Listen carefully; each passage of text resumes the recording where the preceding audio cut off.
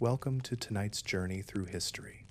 Find a comfortable position, let your breathing slow, and prepare to drift through the centuries as we explore one of humanity's darkest chapters, the witch trials that swept across Europe and America between the 15th and 18th centuries. Tonight, we'll uncover the real stories behind these events, not tales of magic and fantasy, but the sobering truth of how fear, suspicion, and misunderstanding led communities to turn against their own. This is history told slowly, carefully, allowing you to absorb the details as you ease into rest. Let's begin our journey in the late Middle Ages, when the world was very different from our own. To understand the witch trials, we must first understand the world that created them. Picture Europe in the 14th and 15th centuries. The Black Death had recently ravaged the continent, killing between 1/3 and 1/2 of the entire population. Entire villages had been wiped out. Families were destroyed. The social order had collapsed in many regions. In the wake of this catastrophe, people searched desperately for explanations. Why had God allowed such suffering? Medieval Christians believed in a world divided between good and evil, between God's forces and Satan's minions. If such terrible things were happening, many reasoned, it must be because Satan's influence on earth was growing stronger. The Catholic Church had long acknowledged the existence of magic, both divine and demonic. But in the 15th century, theological thinking began to shift. Intellectuals and clergy started to develop a more elaborate theory of witchcraft, one that would have devastating consequences for centuries to come. In 1486, a German clergyman named Heinrich Kramer published a book that would become infamous, the Malleus Maleficarum, or the Hammer of Witches. Kramer had recently failed in his attempts to prosecute witches in Innsbruck, Austria. The local bishop had actually expelled him from the city, finding his obsession with sexual misconduct among accused witches to be disturbing and his legal procedures questionable. Undeterred, Kramer wrote his treatise. The Malleus Maleficarum laid out a comprehensive theory of witchcraft. It claimed that witches made pacts with the devil, attended secret gatherings called Sabbaths, flew through the air, and caused harm to their neighbors through malevolent magic. Most significantly, Kramer argued that witches were predominantly women, claiming that women were more susceptible to demonic influence due to their supposedly weaker nature and greater carnality. The book was not universally accepted. Many authorities, including the Inquisition in Spain, rejected Kramer's methods and conclusions. However, the recent invention of the printing press meant that the Malleus Maleficarum could spread more widely than any manuscript ever could have. It went through numerous editions and was read by judges, magistrates, and clergy across Europe. The concept of witchcraft that emerged from this period was quite specific. Witches were not simply people who practiced folk magic or herbal healing roles that had existed in European communities for centuries. Instead, witches were now seen as members of a vast conspiracy against Christian society, servants of Satan working to undermine the faithful. This new understanding of witchcraft transformed accusations of magical harm into accusations of heresy and devil worship. And heresy, in medieval and early modern Europe, was one of the most serious crimes imaginable, punishable by death. The witch trials varied greatly across different regions and time periods, but they shared common elements. Understanding these mechanisms helps us see how ordinary people became caught up in cycles of accusation and violence. Most witch trials began with an accusation, Someone in a community would claim that another person had harmed them through witchcraft. The specific accusations varied. A woman might be blamed when a neighbor's cow suddenly stopped giving milk, when crops failed, when a child fell ill, or when unexpected misfortune struck a household. These accusations often grew from existing tensions in close-knit rural communities. People lived in proximity to their neighbors for their entire lives. Petty disputes, long-standing grudges, competition for resources, and personality conflicts were inevitable. When something went wrong, people looked for someone to blame, and the person they blamed was often someone with whom they already had a difficult relationship. Economic factors played a significant role. In many documented cases, witch accusations followed property disputes, conflicts over inheritance, or competition for limited resources. An elderly widow living alone, dependent on the charity of neighbors, was particularly vulnerable. If she asked for help and was refused, and then something unfortunate happened to the person who had refused her, she might find herself accused of cursing them. Once an accusation was made, local authorities would investigate. The process varied depending on the legal system. In some regions, the Inquisition led investigations. In others, secular courts handled witch trials. In Protestant areas after the Reformation, both church and state authorities might be involved. The accused would be arrested and questioned. Here, we must discuss one of the most disturbing aspects of witch trials: the use of torture. In many jurisdictions, torture was a legally accepted method of obtaining confessions. Authorities believed that physical pain would force accused witches to tell the truth and renounce their allegiance to Satan. The methods of torture were brutal. The strappado involved hanging the accused by their wrists, which were tied behind their back, then dropping them suddenly. The rack stretched the body, slowly dislocating joints. Thumb screws crushed fingers. Sleep deprivation was common. In some cases, accused witches were subjected to swimming, thrown into water to see if they would float, based on the belief that water would reject a servant of the devil. Under such conditions, many people confessed to impossible acts. They would admit to flying to Sabbaths, having relations with demons, causing storms, or killing children, whatever their interrogators suggested. Some confessions are heartbreaking to read. Accused witches, broken by pain and exhaustion, would desperately tell their torturers what they wanted to hear, hoping only for the suffering to end.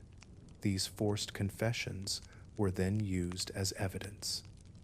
But the horror did not stop there. Torturers would press the accused to name accomplices. Who else attended the Sabbath? Who else had made a pact with the devil? In their agony, people would sometimes name others, neighbors, acquaintances, even family members. Each name led to a new arrest, a new interrogation, potentially a new round of accusations. This created what historians call a chain reaction of accusations. In some regions, witch panics spiraled out of control. The territories of the Holy Roman Empire, which covered much of modern Germany, saw particularly intense persecution. In the Prince-Bishopric of Bamberg between 1626 and 1631, approximately 600 people were executed for witchcraft. In Würzburg around the same time, at least 900 people died. These were not large cities. Such death tolls represented a significant portion of the population. Not every accusation led to execution. Some accused witches were acquitted, others received lesser punishments, but the trials themselves were ordeals that destroyed lives and communities regardless of the outcome. Accused individuals lost their reputations, their property, and often their health, even if they ultimately avoided execution. Witch trials did not occur uniformly across Europe. Some regions saw intensive persecution, while others experienced relatively few trials. Understanding these geographical variations helps us understand the complex factors that drove the witch hunts. The German territories of the Holy Roman Empire experienced some of the most severe persecutions. Unlike centralized kingdoms such as France or England, the Holy Roman Empire was a patchwork of hundreds of semi-independent territories, each with its own ruler and legal system. Some historians believe this fragmentation contributed to more intense witch hunting. Local rulers had greater autonomy and less oversight. When a prince bishop or local magistrate became convinced of a witch conspiracy, they could pursue prosecutions aggressively without interference from higher authorities. France saw significant witch hunting, particularly in the eastern regions near the German borders and in the Basque Country in the south. French authorities executed thousands of accused witches, though the exact numbers remain debated. The Parliament of Paris, France's highest court, generally took a more skeptical approach to witchcraft cases than local courts, sometimes overturning convictions or demanding higher standards of evidence. The British Isles present an interesting case. England had periodic witch panics, most notably during the English Civil War in the 1642s. The most infamous English witch hunter was Matthew Hopkins, who called himself the Witchfinder General. Between 1644 and 1647, Hopkins traveled through East Anglia, investigating witchcraft accusations. He was responsible for the deaths of perhaps 300 people, more than all other witch hunts in England combined over a century. Hopkins used a variety of techniques to identify witches. He looked for witches' marks, supposedly insensitive spots on the body where the devil had touched the accused. He employed watchers who would observe accused witches continuously for days, preventing them from sleeping until they became delirious and made incriminating statements.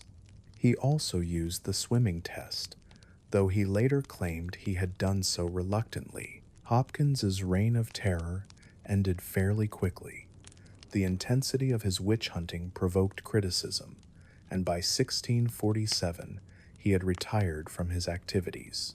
He died that same year, possibly of tuberculosis, though rumors circulated that he had been subjected to his own tests and executed as a wizard.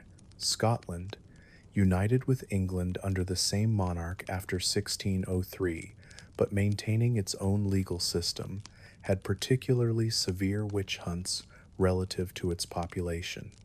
Scottish law allowed for torture, unlike English law, and Scottish witch trials often extracted elaborate confessions under duress.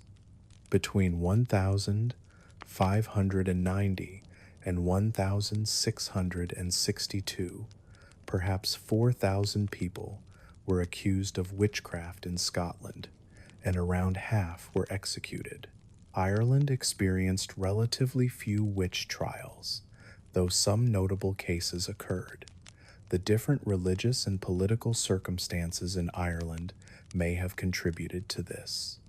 The same is true for Spain, where the Spanish Inquisition actually showed considerable skepticism about witchcraft accusation.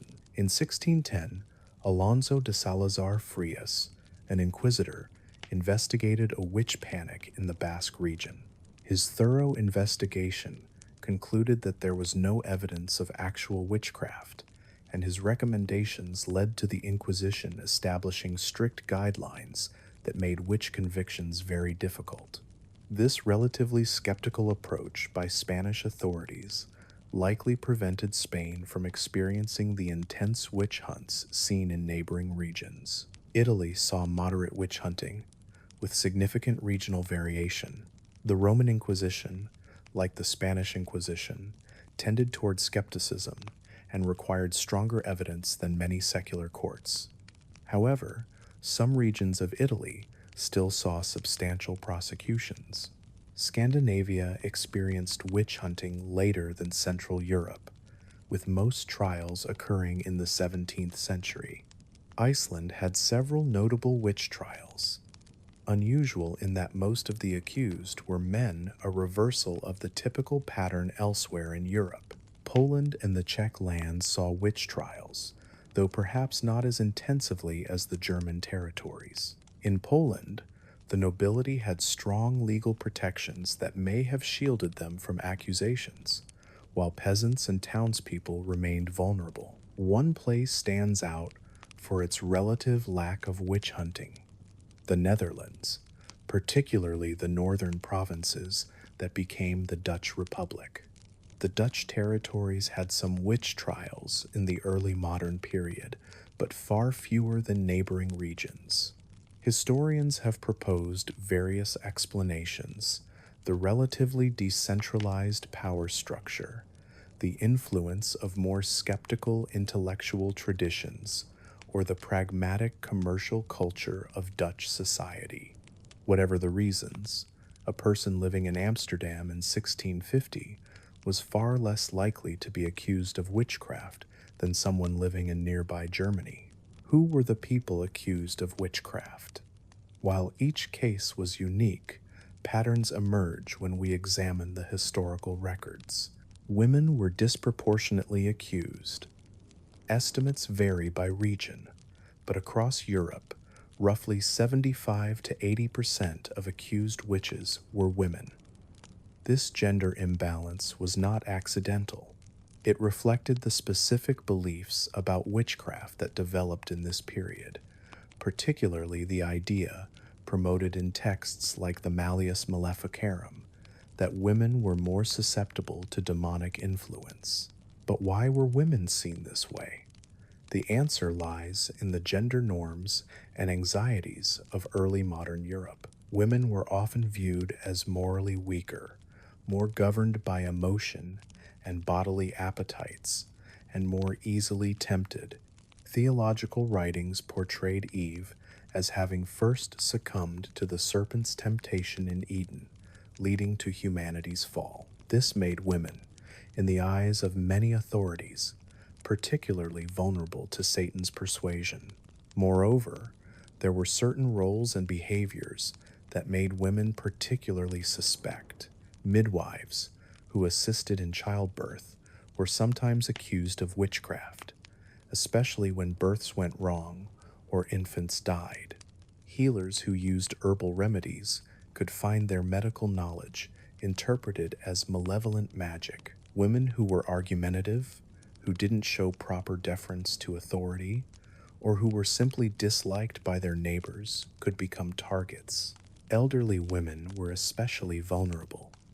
In an era before modern social support systems, old age could mean poverty and dependence on the community. An older woman living alone, perhaps widowed, without children or with children unable to support her, might need to beg for assistance.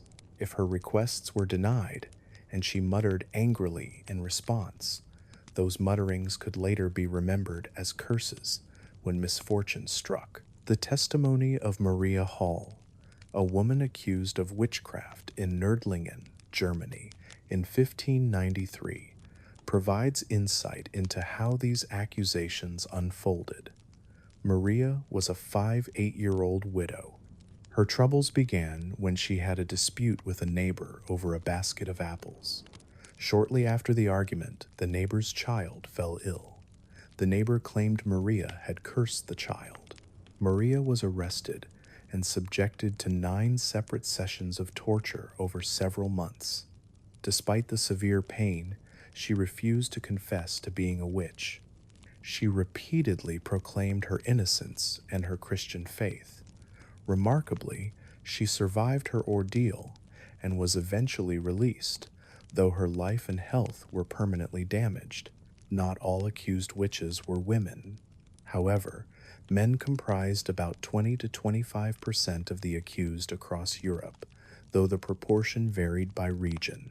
In some areas, like Iceland, accused witches were predominantly male. When men were accused, they were often relatives of accused women, husbands, sons, or brothers.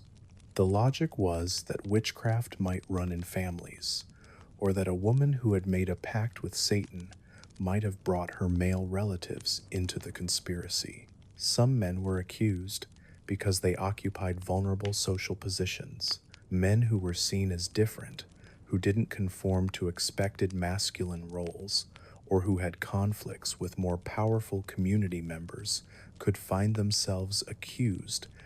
In Protestant regions after the Reformation, Catholic priests might be accused of witchcraft, and vice versa, as religious conflicts merged with witch hunting. Children were also sometimes accused, particularly during intense witch panics. In some cases, children were manipulated into making accusations against adults. In other cases, older children, teenagers, were themselves accused of witchcraft. Some of the most disturbing trial records involve young people, confused and terrified, caught up in events beyond their comprehension. The case of the Pendle witches in England in 1612 illustrates how family dynamics could become entangled in witch accusations.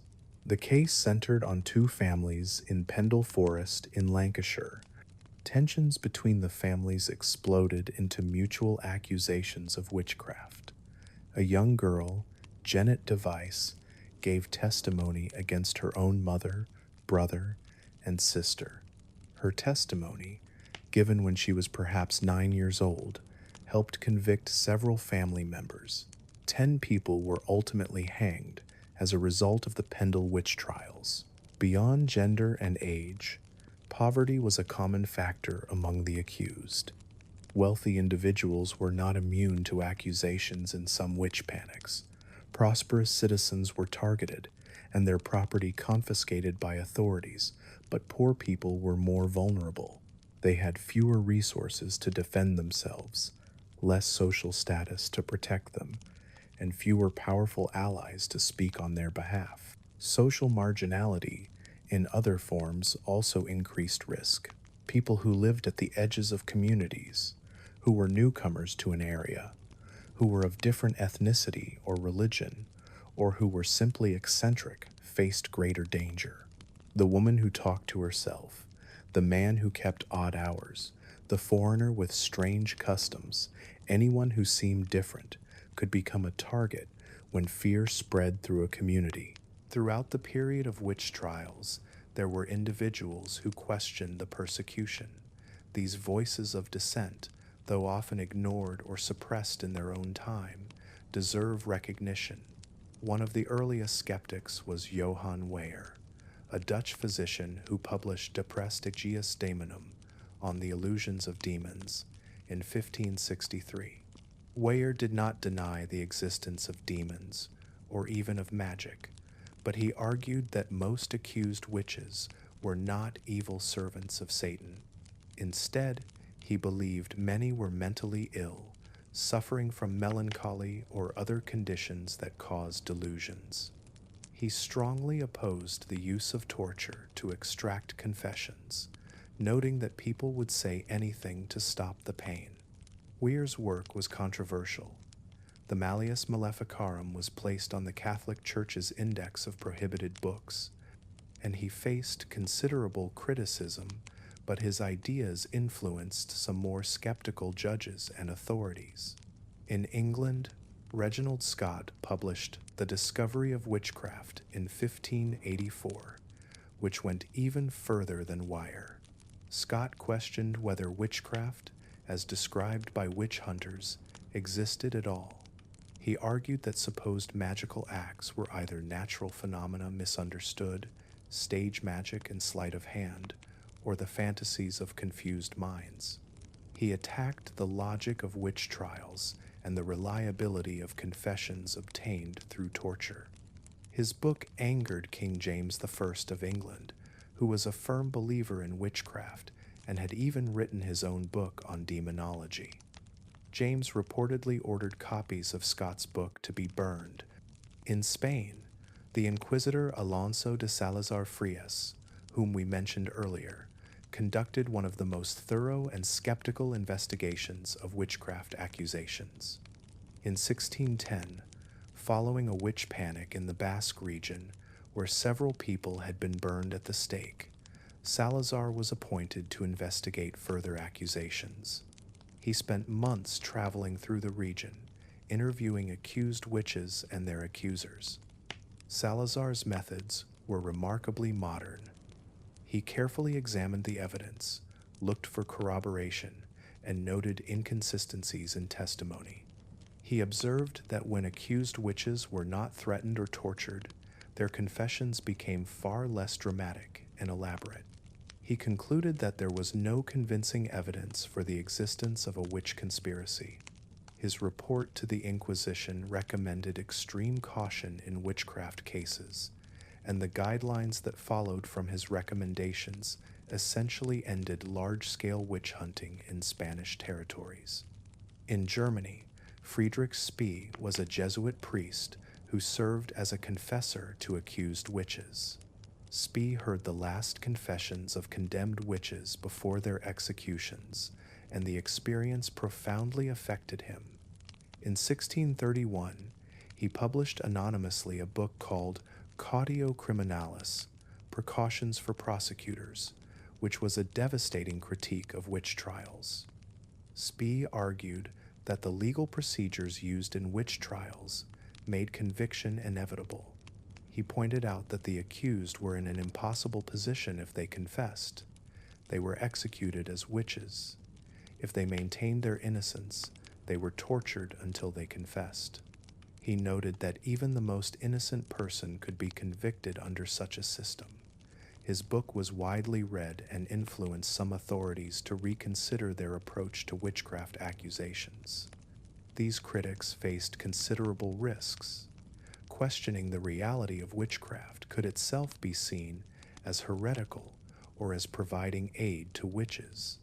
Yet they persisted, motivated by compassion for the accused and by intellectual honesty. Gradually, their arguments gained traction. By the late 17th century, educated opinion across Europe was shifting. The scientific revolution encouraged more naturalistic explanations for phenomena previously attributed to magic.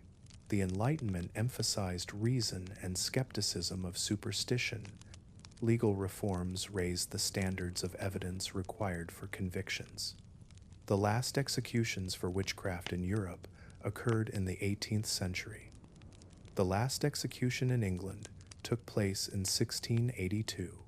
Scotland executed its last witch in 1727, a woman named Janet Horne, who was likely senile and whose daughter had a deformity that some neighbors interpreted as evidence of demonic influence. In Germany, Anna Goldie was executed in 1,782 inches, what is often called the last witch trial in Europe. Though the authorities avoided explicitly charging her with witchcraft, instead convicting her of poisoning. The witch trials were not suddenly ended by enlightened decree. They faded gradually as attitudes changed, as legal systems reformed, and as the social and economic conditions that had sustained the hunts transformed. But the skeptics, who spoke out during the height of the persecutions, planted seeds of doubt that eventually bore fruit. While witch hunting was declining in Europe by the late 17th century, it erupted with particular intensity in an unexpected place, the Massachusetts Bay Colony in North America. The Salem witch trials of 1,692 occurred in a small Puritan community, but they would become perhaps the most famous witch trials in history. The events began in the household of Reverend Samuel Parris, the minister of Salem Village, In January 1692, Paris's 9-year-old daughter Betty and his 11-year-old niece Abigail Williams began having fits screaming, throwing objects, contorting their bodies, and complaining of being pricked by invisible pins. A local doctor, unable to find a physical cause for the girls' afflictions, suggested they might be bewitched. The girls were pressed to name who was tormenting them. They accused 3 women: Tituba, an enslaved woman from the Caribbean who worked in the Paris household; Sarah Good, a homeless beggar; and Sarah Osborne, an elderly woman who had not attended church regularly and who was involved in a dispute over her husband's estate. The choice of these initial targets is revealing. All 3 were marginal figures in the community. Tituba was enslaved, from a different culture, and had reportedly told stories to the girls. Sarah Good was poor, relied on charity, and had a sharp tongue. Sarah Osborne was old, in conflict with her neighbors, and had violated social norms. They were vulnerable, and when the accusations came, they had few defenders. Tituba was examined first. Under pressure from her enslaver, Samuel Paris, she confessed to meeting with the devil. Moreover, she claimed there were other witches in Salem plotting against the Puritans. Her confession, likely given in fear and in hope of leniency, had catastrophic consequences. It confirmed the community's worst fears. There was a witch conspiracy targeting them. More accusations followed. The afflicted girls, joined by other young women and even some adults, began naming more witches. The accusations spread beyond obvious targets to respected members of the community. Martha Corey, a full member of the church, was accused. Rebecca Nurse, a 7-1-year-old woman known for her piety, was accused. Eventually, even ministers and wealthy merchants found themselves under suspicion. The trials moved to Salem town, where a special court was convened. The court admitted spectral evidence testimony that the accused spirit or specter had appeared to the afflicted and tormented them.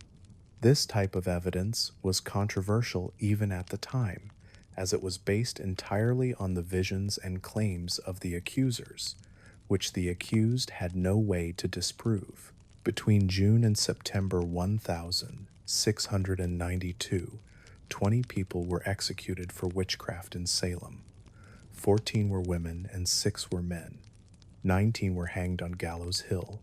One man, Giles Corey, was pressed to death with stones when he refused to enter a plea, a brutal attempt to force him to cooperate with the court. At least 5 more people died in prison awaiting trial. The executed victims maintained their innocence to the end. Rebecca Nurse made a particularly strong impression. She was initially found not guilty, but the judges asked the jury to reconsider.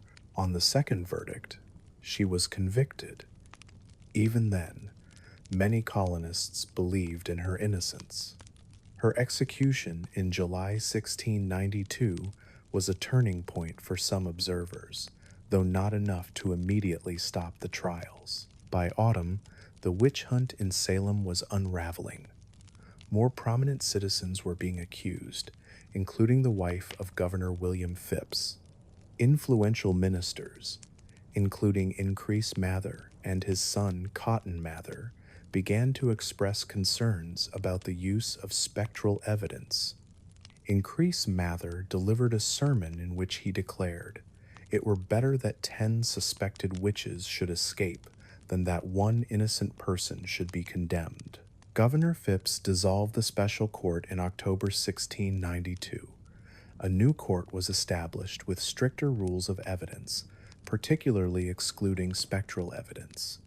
The new court acquitted most of the remaining accused or convicted them, but had their sentences commuted. By May 1693, all remaining accused witches had been released from prison. The aftermath of the Salem trials was complex. Some of the accusers later reclaimed their allegations. Ann Putnam, one of the afflicted girls, made a public apology in 1706, stating that she had been deluded by Satan. Samuel Sewall, one of the judges, publicly confessed his error and guilt in 1697, asking for forgiveness. In 1702, the Massachusetts General Court declared the trials unlawful. In 1711, the colony restored the rights and good names of the accused and provided financial restitution to their heirs. But 20 people were dead, families were destroyed, and the community was traumatized. Salem became a cautionary tale, an example of how fear, superstition, and the breakdown of reasonable legal processes could lead even a religiously devout community to commit terrible injustices. The Salem trials were not typical of witch hunting in colonial America. They were exceptional in their intensity and scope, but they occurred at a time when European witch hunting had largely ended, making them seem particularly anomalous and attracting more attention from later historians and writers. The witch trials did not just destroy individual lives, they damaged the social fabric of entire communities. Understanding this broader impact helps us comprehend the full tragedy of these events. In communities that experienced witch panics, trust disintegrated. Neighbors, who had lived side by side for years, began to view each other with suspicion. A quarrel over a boundary line, a disagreement in the marketplace, a perceived slight, any conflict could potentially lead to a witchcraft accusation. People became afraid to voice complaints or even to experience normal emotions like anger or resentment, lest their words or feelings later be interpreted as evidence of malevolent magic. The mechanism of forced accusations made things worse. When torture extracted not only confessions but also names of alleged accomplices, families and friendships were destroyed.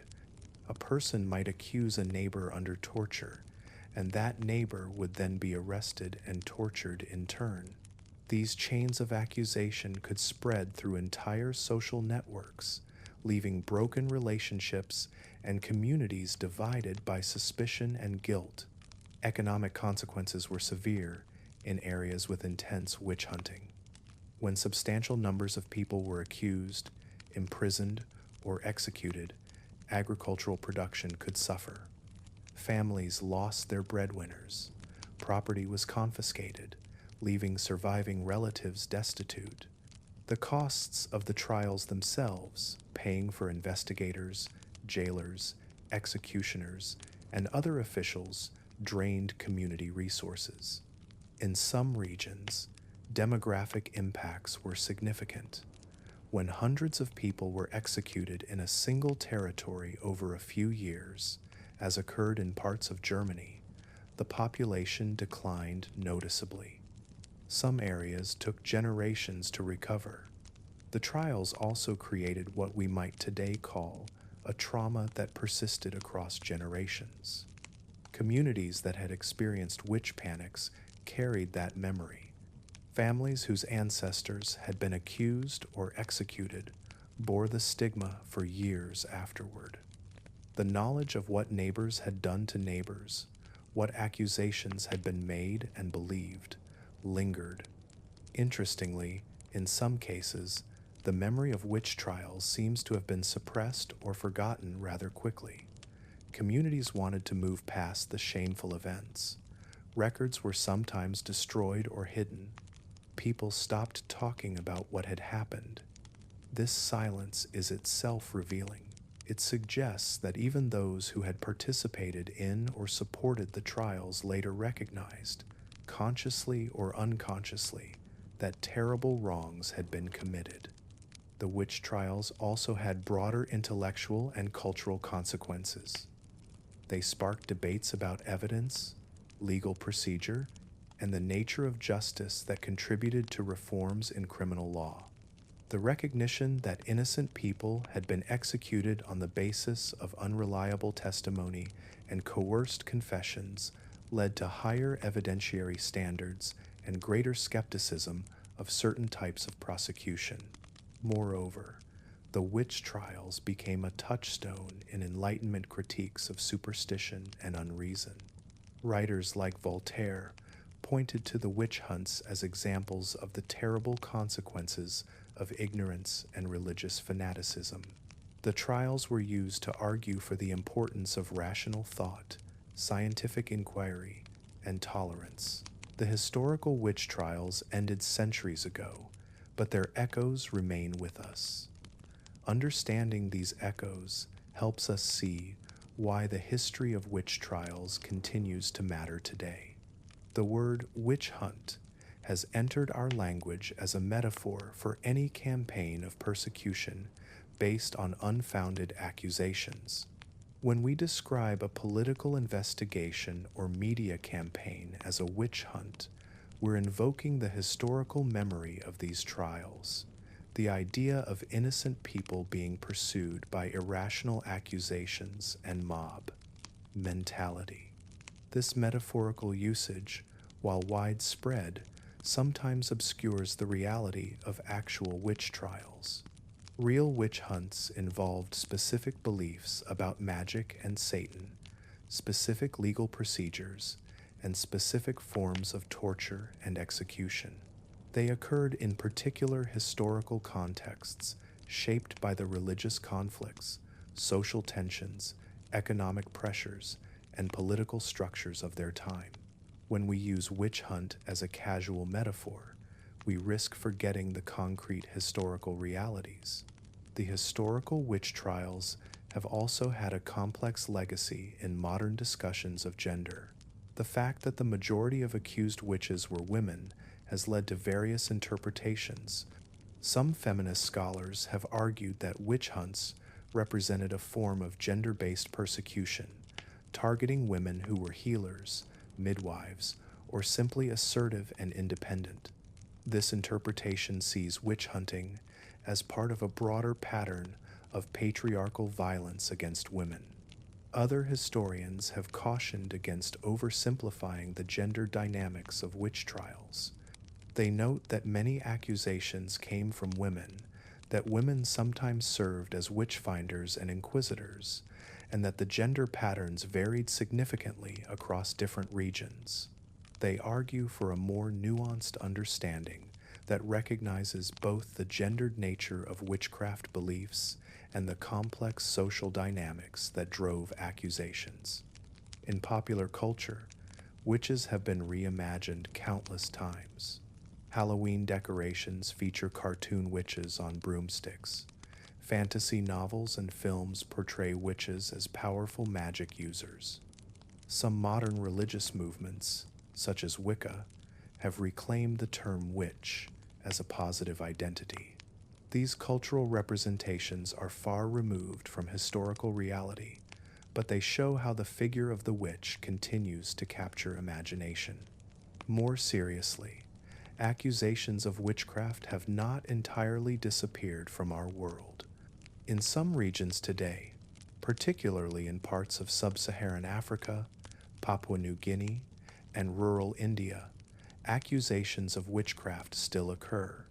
People accused of being witches may be socially ostracized, attacked, or even killed. These modern accusations often target vulnerable individuals, women, the elderly, people with disabilities, or those with albinism. The dynamics often mirror historical European witch hunts. Accusations arise from social tensions, economic pressures, and existing conflicts, then escalate in ways that destroy lives. Advocacy organizations work to combat these modern witch hunts, promoting education, legal protections, and community dialogue. The persistence of witch accusations in some regions reminds us that the underlying social dynamics that fueled historical witch trials, fear, scapegoating, community tensions, and the vulnerability of marginal individuals have not entirely disappeared. The historical witch trials also offer lessons about justice systems and the dangers of certain legal practices. The use of torture to extract confessions, the acceptance of spectral or impossible to disprove evidence, the presumption of guilt, and the failure to provide adequate defense for the accused, all of these procedural failures contributed to wrongful convictions. Modern legal systems have developed protections against such abuses, but those protections remain important to defend and maintain. Finally, the witch trials remind us of the importance of skepticism and critical thinking, particularly when confronted with mass panics or moral crusades. In times of crisis and fear, communities can turn against their own members, finding enemies within. The witch trials show us how quickly fear can spread, how easily suspicion can escalate, and how difficult it can be to stand against a frightened crowd. As we near the end of our journey through this dark chapter of history, it seems appropriate to focus on the victims themselves, the individuals who were accused, tried, imprisoned, tortured, and executed as witches. Many victims remain nameless. Records were lost or never kept. Small villages that executed one or two accused witches might not have maintained detailed documentation. Even when records survive, they often tell us more about the accusations and procedures than about the accused individuals as people. But some stories have survived, and they deserve to be remembered. Margaret Barclay, accused in Irvine, Scotland, in 1618, was subjected to sleep deprivation and torture. She initially confessed, but later recanted, stating that she had admitted to witchcraft only to escape further torture. She was strangled and burned. After her execution, a witness came forward stating that the supposed evidence against her had been fabricated. The Würzburg witch trials of the 1622 claimed hundreds of victims, including children. Court records list victims as young as 8 or 9 years old. Among the adults executed were priests, counselors, and noblemen. Evidence that during intense witch panics, even social status could not guarantee safety. Bridget Bishop was the first person executed in the Salem witch trials, hanged on the 10th of June, 1692. She was a tavern keeper, probably in her 50s, who wore colorful clothing and had been accused of witchcraft years earlier, though not convicted. Witnesses claimed she had appeared to them as a specter. She maintained her innocence, declaring at her trial, "I am no witch. I am innocent. I know nothing of it." Rebecca Nurse, whom we've mentioned before, was 71 years old when she was executed in Salem. She was hard of hearing and had to have questions repeated during her examination. She was a respected church member, and 39 neighbors signed a petition testifying to her good character. Her initial acquittal was overturned, and she was hanged. 5 years after her death, her excommunication from the church was revoked, and her family was allowed to give her a proper memorial. Johannes Junius, a mayor of Bamberg, Germany, was accused of witchcraft in 1628. While imprisoned and facing torture, he wrote a letter to his daughter that was later smuggled out. In it, he described his torture and explained that he had confessed falsely only because the pain was unbearable. He wrote that he knew his confession was a lie, but he could not endure more suffering. He was executed shortly after. His letter survived as one of the most poignant documents of the witch trials, a father's last message to his daughter, asserting his innocence and expressing his love even as he faced an unjust death. Anna Goldie, executed in 1782 inches, the Swiss canton of Glarus, worked as a maid in the household of a physician. She was accused of causing the physician's daughter to suffer convulsions and to cough up pins. The real circumstances suggest that Geldy may have been having an affair with her employer, who then orchestrated accusations against her when the situation became inconvenient. Though officially convicted of poisoning rather than witchcraft, the authorities were by then embarrassed to conduct an explicit witch trial. She was tortured, forced to confess, and beheaded. In 2008, more than 2 centuries later, the Swiss government officially exonerated her. These individual stories, and thousands more like them, represent real people with hopes, fears, families, and lives cut short by fear and injustice. They were not anonymous statistics. They were mothers and fathers, daughters and sons, neighbors and friends. In recent decades, various communities have begun to formally acknowledge and memorialize the victims of witch trials. In Scotland, a campaign has called for an official pardon and memorial for those convicted of witchcraft. Germany has erected monuments in cities that experienced witch trials. Salem maintains several memorials to those executed in 1692. In 2022, Massachusetts formally exonerated Elizabeth Johnson Jr., one of the last Salem witch trial defendants who had not previously been cleared. The exoneration came 329 years after her conviction. It may seem like a symbolic gesture. Johnson died long ago, and no living person is directly affected, but such acknowledgments matter.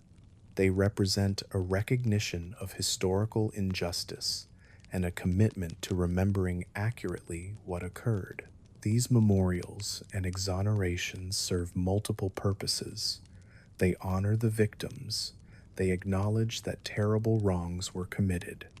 They remind us of the consequences of fear, superstition, and the breakdown of justice, and they stand as warnings for future generations. When we remember the victims of witch trials, we should remember them not as abstractions or symbols, but as individuals who suffered real terror, real pain, and real death. Some faced their fate with courage, maintaining their innocence to the end. Others, broken by torture, confessed to impossible crimes just to make the suffering stop. Some were elderly, some young, some were pious, some rebellious. All were human, and all deserved better than the fate they received. As historians, we face a challenge when examining events like the witch trials. We must try to understand how these events occurred, what led ordinary people to accuse their neighbors, what caused authorities to pursue prosecutions, why communities supported or acquiesced to executions without minimizing the horror of what happened or excusing the perpetrators. The people who lived in the 15th, 16th, and 17th centuries inhabited a different mental world from ours. For most people in early modern Europe, the reality of the supernatural was not a question. God existed, angels existed, the devil existed, magic was real. The debate was not whether supernatural forces operated in the world, but how to identify and respond to them. In a world where disease, famine, and sudden death were common and medical knowledge was limited, people searched for explanations. When a child fell ill for no apparent reason, when crops failed despite proper care, when a healthy adult suddenly died, the question was, why?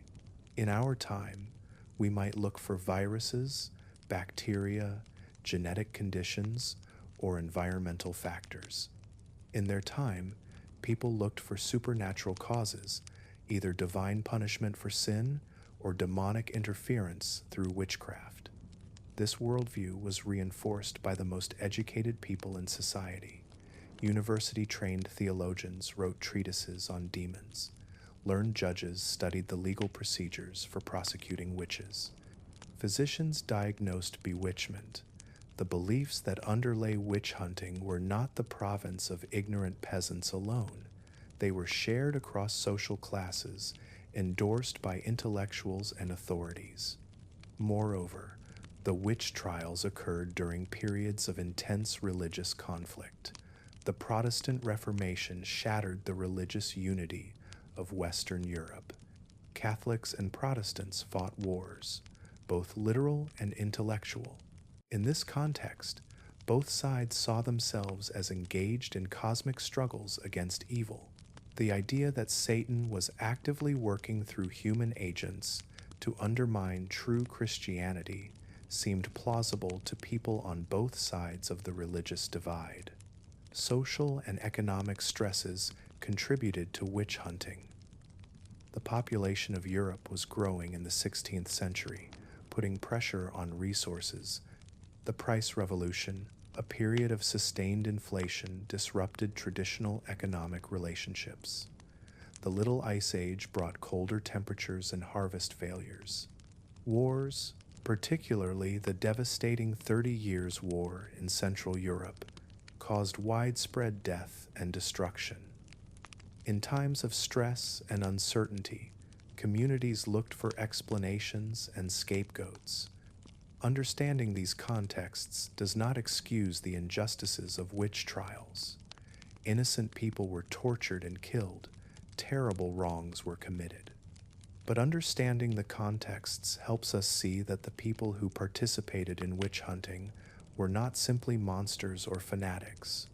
Many genuinely believed they were protecting their communities from real threats.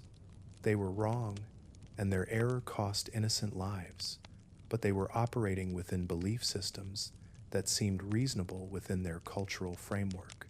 This recognition should make us humble.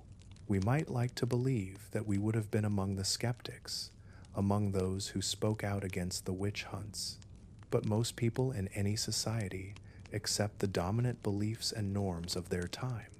The courage to stand against mass fear and question deeply held beliefs is rare. At the same time, we should note that even in the midst of witch hunting, there were dissenters. Voices spoke out against the trials. Some judges refused to convict on weak evidence. Some communities resisted witch hunting even when neighboring areas succumbed to panic.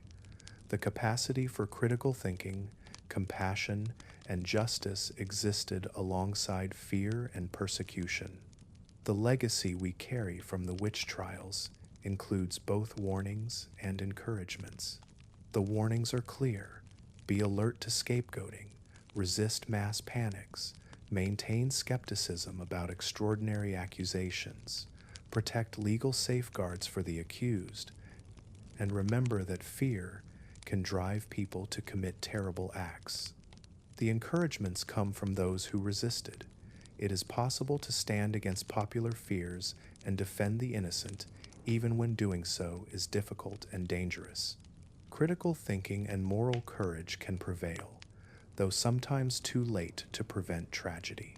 The witch trials did not end suddenly. They faded gradually over the course of the late 17th and 18th centuries, as a constellation of factors slowly shifted European attitudes toward witchcraft and toward the prosecution of accused witches. The scientific revolution played a significant role. As natural philosophers, the precursors to modern scientists began to understand the natural world in new ways. Explanations that relied on supernatural intervention became less necessary. The work of figures like Galileo, Newton, and others demonstrated that the universe operated according to natural laws that could be discovered and understood through observation and reason. This didn't immediately eliminate belief in the supernatural, but it began to create space for naturalistic explanations of phenomena previously attributed to magic. A crop failure might be due to weather patterns and soil conditions rather than a witch's curse. An illness might have natural causes, even if physicians didn't yet understand them. Legal reforms also contributed to the end of witch trials. Across Europe, standards of evidence became more stringent. The use of torture came under increasing criticism and was gradually restricted or abolished in many jurisdictions. The concept of proof beyond reasonable doubt became more firmly established. These changes made it much harder to convict someone of witchcraft based solely on spectral evidence, forced confessions, or the testimony of a single accuser. In some regions, centralized authorities began to rein in local witch hunting. When appeals could be made to higher courts, those courts often overturned convictions or acquitted the accused. The Parliament of Paris in France, the Reichskammergericht, Imperial Chamber Court in the Holy Roman Empire, and similar high courts became more skeptical of witchcraft convictions. The Enlightenment, with its emphasis on reason, natural rights, and skepticism toward traditional authorities, further undermined the intellectual foundations of witch hunting. Enlightenment thinkers like Voltaire explicitly condemned witch trials as examples of superstition and barbarism. The satirical novel Candide by Voltaire mocked the cruelties and absurdities of religious persecution, including witch burning. Philosophical developments also mattered. The work of philosophers like John Locke, who emphasized empirical observation and the limits of human knowledge, made extraordinary claims about witches' sabbaths and demonic pacts seem less plausible. If all knowledge comes from sensory experience, as Locke argued, then how could we reliably know about events that supposedly occurred in secret supernatural gatherings? Religious changes played a role as well. While intense religious conflict had contributed to witch hunting, the eventual exhaustion of religious warfare and the development of greater religious tolerance reduced some of the tensions that had fueled accusations. In Protestant regions, the influence of more rational theological approaches, such as those associated with the latitudinarians in England, encouraged skepticism about claims of witchcraft. Economic and social changes transformed the communities that had been most prone to witch hunting. As European societies became more urbanized, as market economies developed, as communities became less isolated, some of the intimate face-to-face social dynamics that had sustained witch accusations began to change. People had fewer direct interactions with the same small group of neighbors throughout their entire lives, reducing some of the intense personal conflicts that had spawned accusations. Importantly, the memory of witch trials themselves became an argument against further prosecutions. As time passed and passions cooled, communities looked back at what they had done with horror and regret. The cases of obvious innocents who had been executed became cautionary tales. The recognition that terrible injustices had been committed made authorities more reluctant to pursue new accusations. The final witch trials often occurred in regions that were peripheral, rural, or otherwise outside the mainstream of cultural change. The last executions took place not in major urban centers, but in smaller towns and villages where older beliefs and practices persisted longer. When Anna Goldie was executed in 1782, it was already an anachronism.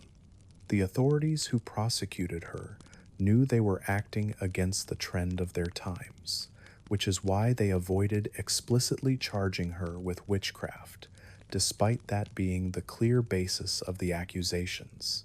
Her execution provoked criticism even at the time, and is now remembered as an embarrassment, the last gasp of a dying practice. By 1800, witch trials, in the sense we've been discussing, formal legal proceedings leading to execution for the crime of witchcraft, had effectively ended in Europe and European colonies.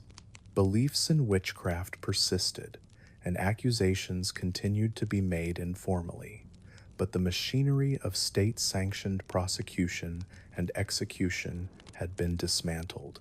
This transition represents one of the significant shifts in Western legal and intellectual history. A practice that had seemed reasonable and necessary to most educated people in 1550 had become, by 1800, a symbol of barbarism and superstition. This change occurred not through a single dramatic moment, but through the gradual accumulation of critiques, reforms, and shifting worldviews. As we approach the end of our journey through the history of witch trials, it's worth reflecting on what these events can teach us, both about the past and about ourselves. The witch trials reveal the terrible consequences that can follow from certain combinations of beliefs and circumstances. When societies believe in invisible enemies working in secret to destroy them, when legal systems allow conviction on the basis of unreliable evidence, when torture is used to extract confessions, when communities are stressed by fear and hardship, when authority figures promote rather than restrain paranoia, when these factors combine, innocent people suffer and die. These are not circumstances unique to the early modern period. Various elements of this toxic combination have appeared at other times and places throughout history. The recognition of how witch hunts developed should make us alert to similar patterns emerging in different contexts. The trials also demonstrate the power and danger of confirmation bias, the tendency to interpret new information in ways that confirm existing beliefs. Once authorities became convinced that a vast witch conspiracy existed, they interpreted confessions extracted under torture as confirming evidence rather than as unreliable testimony produced by pain and fear. Ambiguous events were seen as proof of witchcraft. The absence of evidence was explained away. Witches were clever and secretive, after all. This self-reinforcing pattern of belief made it very difficult for contrary evidence to be heard or accepted. We see, too, the vulnerability of marginalized individuals. Those without power, without defenders, without secure social positions, these were the people most likely to be accused and least able to defend themselves. The witch trials remind us that justice systems can systematically disadvantage the vulnerable unless active efforts are made to protect everyone's rights. The story of the skeptics and critics who spoke out against witch hunting offers some encouragement.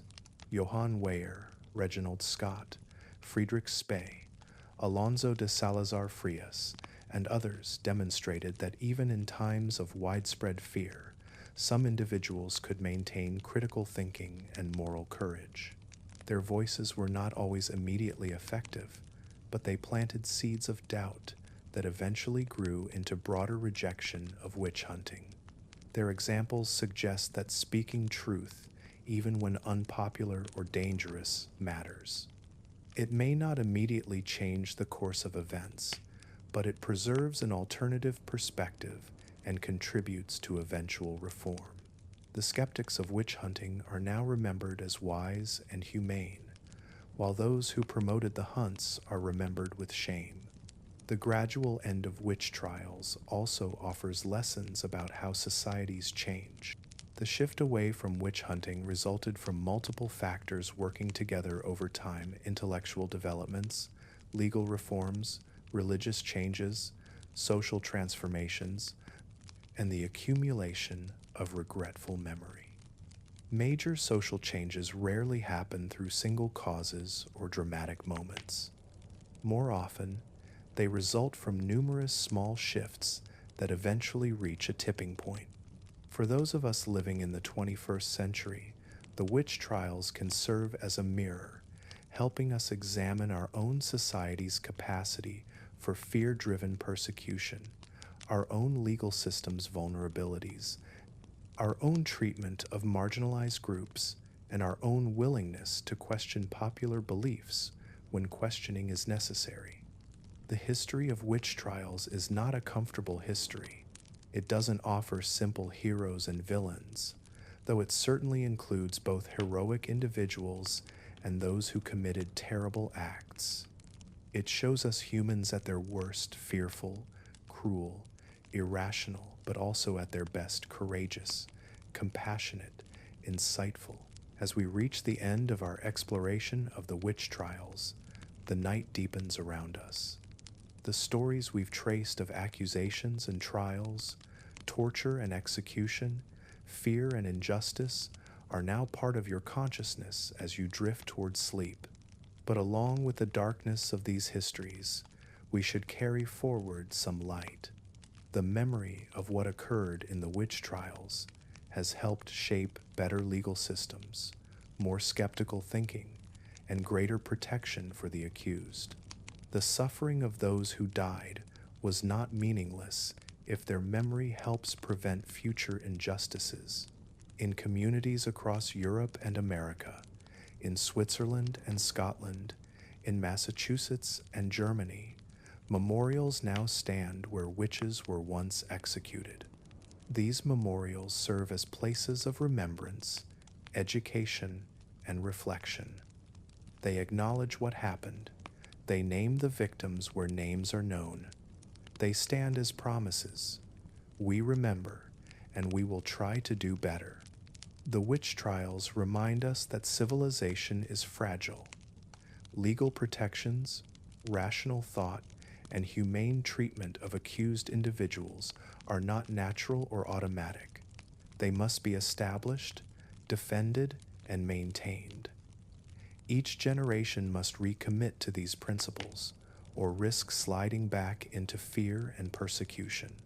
They remind us, too, of the importance of compassion and skepticism.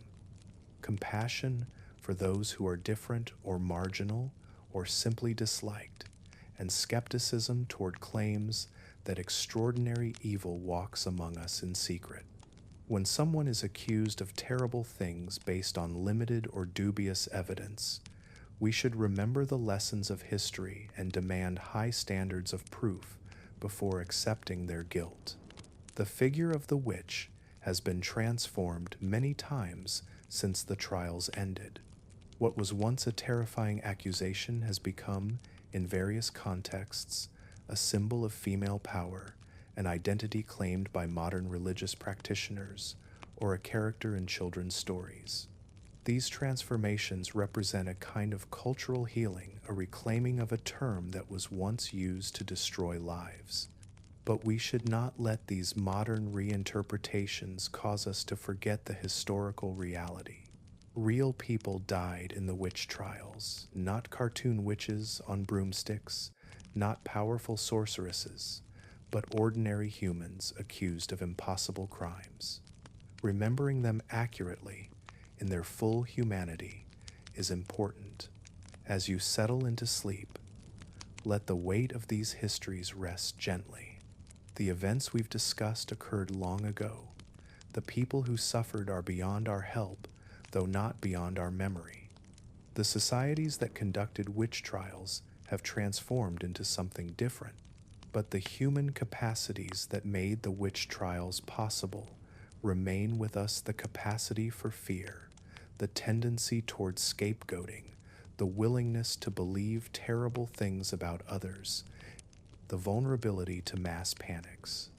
So, too, do the human capacities that eventually ended the trials: reason, compassion, moral courage, the ability to learn from mistakes, and the commitment to justice.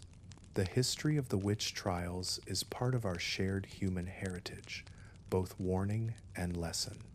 It shows us what we are capable of, for good and ill. It reminds us that progress is not inevitable, that barbarism can emerge from civilized societies, but also that enlightenment can dawn after even the darkest night.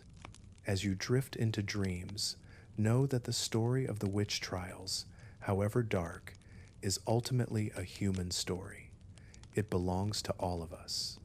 The responsibility to remember it, to learn from it, and to ensure that similar injustices do not occur again. that responsibility also belongs to all of us. The victims of the witch trials, Rebecca Nurse and Bridget Bishop, Johannes Junius and Maria Hull, Anna Goldie, and thousands of others whose names we know, and thousands more whose names are lost, they are beyond our reach now. But their memory remains. And in remembering them, in understanding what happened and why, we honor them and perhaps make their suffering slightly less meaningless. The night is deep now. The stories have been told. The history has been traced from its origins in medieval fear through the terrible heights of persecution to its gradual end in the light of reason and reform. Rest now, carrying these memories gently into sleep, knowing that the darkness of history can teach us to better appreciate and defend the light of justice, compassion, and reason in our own time. Sleep well, remember well, and may the lessons of history guide us toward a more just and compassionate future.